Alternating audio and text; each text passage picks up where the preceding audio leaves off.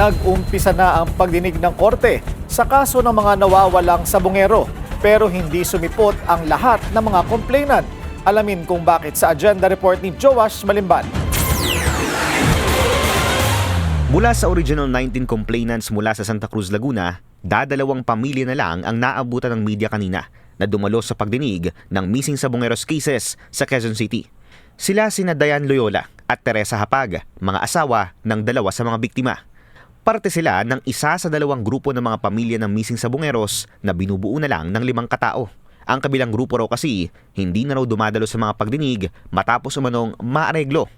Ito ang kauna-unahang pagdinig sa Quezon City matapos ilipat ang lahat ng mga kasong nakasampa sa nasa 13 police officers, 5 security guards at sa puganteng si Charlie Atong Ang mula sa Maynila, Bulacan at Laguna.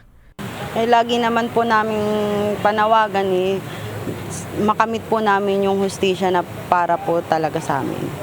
Mag-aalas 9 ng umaga, dumating na rin ang state witness na si Elakim Patidongan.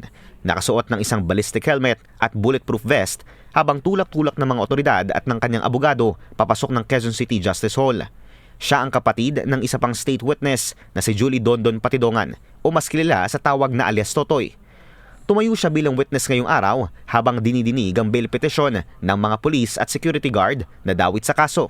Isa po siya sa lumabas dun sa sa CCTV na nag-withdraw sa ATM po. Yung state witness po.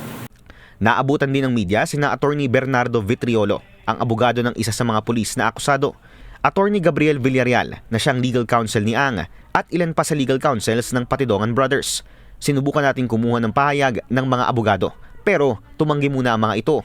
Wala ring inik ang kampo ng bilyonaryo gaming boss na si Ang sa mga alegasyong ginagapang nila ang ilan sa mga pamilya para hindi na umano dumalo sa mga pagdinig.